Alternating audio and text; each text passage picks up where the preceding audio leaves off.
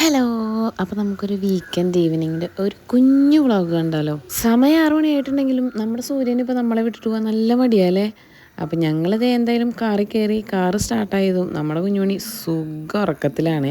നമ്മളെപ്പോൾ toll കിടന്ന് അപ്പുറത്തേക്കുള്ള ഒരു പരിപാടി പ്ലാൻ ചെയ്താലും ടോളിൻ്റെ അവിടെ ഒടുക്കത്തെ ബ്ലോക്ക് കിട്ടാറുണ്ട്. പക്ഷേ ഇന്ന് എന്തോ ഭാഗ്യത്തിന് നമുക്ക് ബ്ലോക്ക് കിട്ടിയില്ല കേട്ടോ.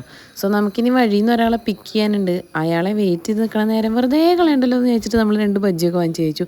അതാ അങ്ങോട്ട് നോക്കൂ. ഇനി അങ്ങോട്ട് നോക്കാൻ വേണ്ടിയാണെങ്കിൽ ഇങ്ങോട്ട് നോക്കിയാൽ മതി. ഇതിനെയാണ് കേട്ടോ നമുക്ക് വഴിയിൽ നിന്ന് പിക്ക് ചെയ്യാനുണ്ടായിരുന്നത്. അങ്ങനെ നമ്മൾ പോണത് എങ്ങോട്ടാന്ന് പറഞ്ഞില്ലല്ലോ. ഹൈലൈറ്റ് മോളിലേക്കാണ്. പതിവില്ലാത്തൊരു തിരക്ക് ഈ ഒരു റോഡിലുണ്ടായിരുന്നു കേട്ടോ.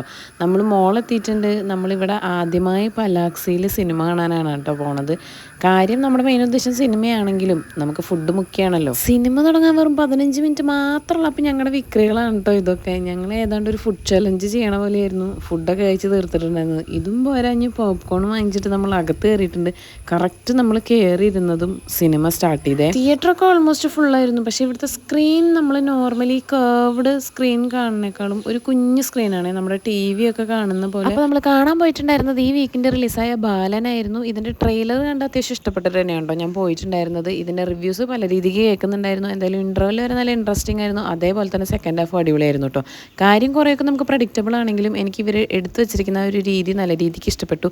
ആദ്യമായിട്ടോ കേട്ടോ ഒരു ഫുൾ മൂവി നമ്മുടെ കുഞ്ഞുമണി ഒരു കുഴപ്പമില്ലാണ്ടിരുന്ന് കാണുന്നത്. അപ്പോൾ നിങ്ങൾ ഈ ഫിലിം കണ്ടോ? എന്താണ് നിങ്ങളുടെ അഭിപ്രായം? താഴെ കമൻറ്റ് ചെയ്യണേ.